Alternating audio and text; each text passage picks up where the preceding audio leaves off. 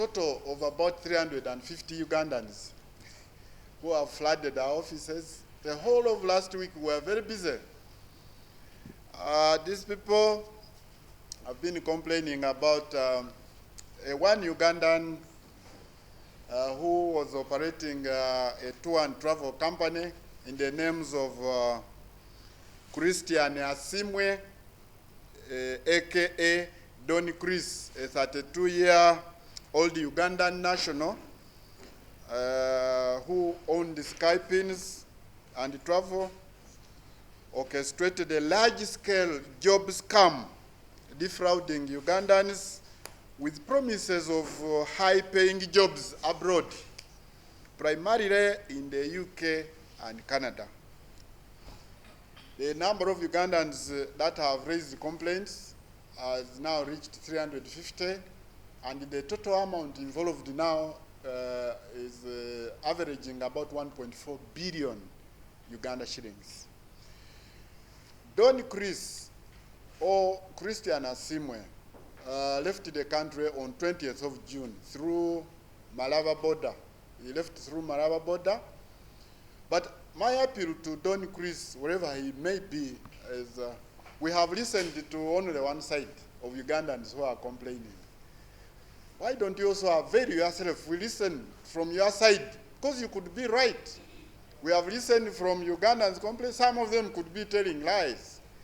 So Don Chris, our brother, wherever you are, avail yourself, come to the authorities. This is not a murder case.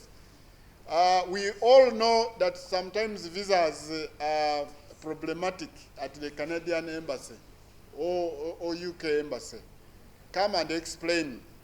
This matter can be resolved by sitting on the table with these members and explaining your side of the story.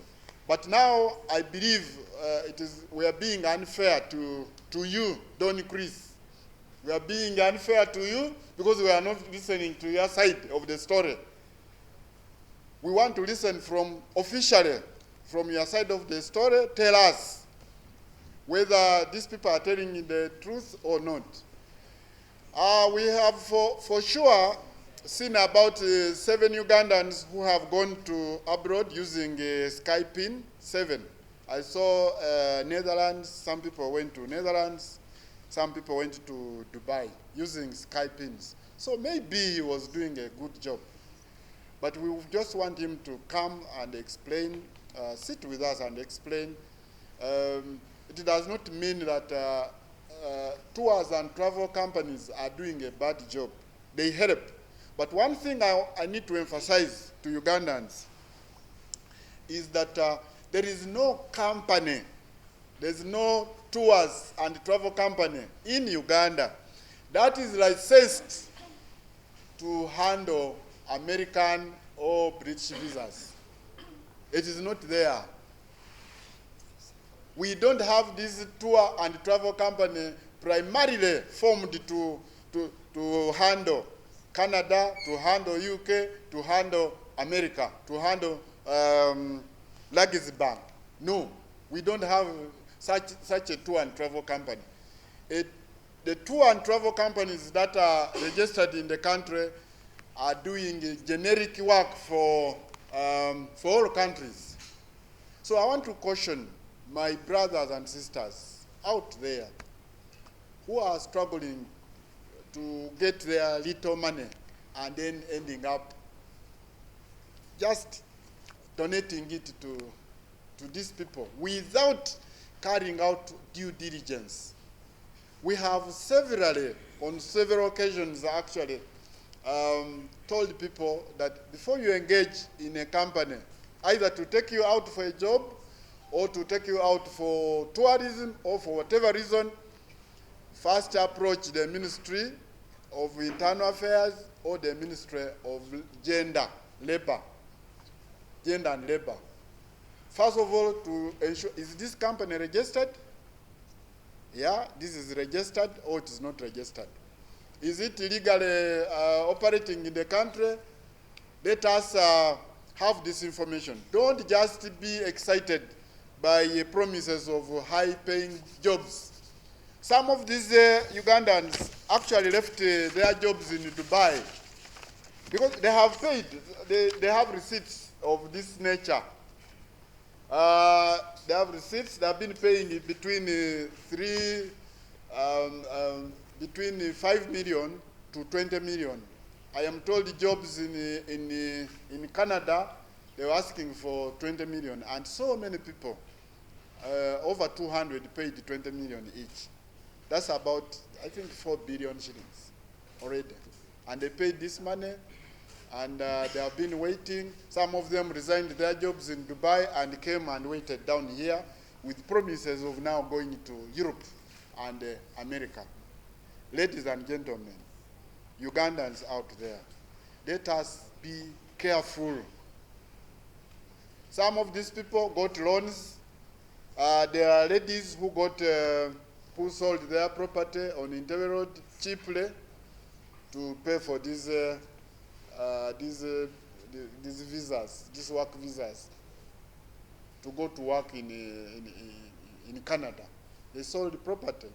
Many of them sold, have gotten loans with the promise that once you reach there, you'll be able to pay back the loan. Others were promised to only pay half and travel on credit, that on the promise that when they reach there, they'll be able to send back the money.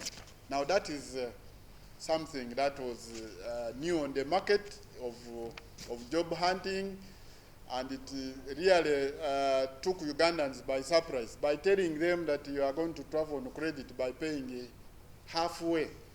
Most Ugandans kept running to that company. So I call upon our brother Christian Asimwe, aka Don Chris, wherever you are. Nobody has sentenced you. Nobody has judged you. Come out. Come back home. Tell us your side of the story. Let us know the truth. Because we know that these things happen sometimes. So, but just come out and explain to us. Thank you very much. From various embassies in Kampala, Chinese embassy, Turkish embassy, and others, Ugandans who applied for visas in these countries, some of them were even given visas, but they did not pick their passports. We have the passports, 1,500 passports. These passports, we have them. The other time I've seen some people coming to pick. We have learned that some of these passports were sent there by some tour and travel companies, which later on abandoned the job, closed the companies, and disappeared. Maybe Pinz is one of them. So we have 1,500 passports. Some of them actually have visas in them, especially Chinese visas. I have seen even one with American visa. I've seen one passport with American visa, which is still valid. It was given 2 years. Others have UK visas. Others have Turkish visas. So please pick these passports. They belong to you. The other issue is we have again received a surge in the demand for DNA testing services.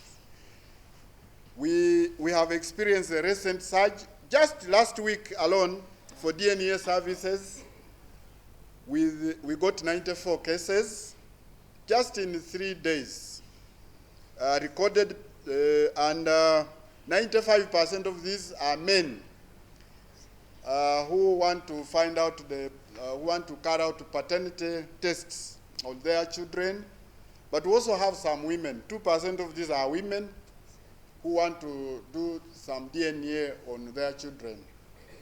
Then we also have 3% of these are children who are bringing their parents for DNA. Children, about 3% of the children. They want to do some DNA on their parents. And these are mature people. They want to know whether they were really fathered by that father, and whether they are helping the right father right now, and these cases have surged. So the people desirous of these services, my advice, as usual, is do not engage in DNA unless you have a very stony heart. If you don't have a strong heart, please do not, because I have seen the results. I think 98% of the people who have carried out DNA, the results have come out negative. You can now know the results. And what this has caused to the population, especially traumatizing children.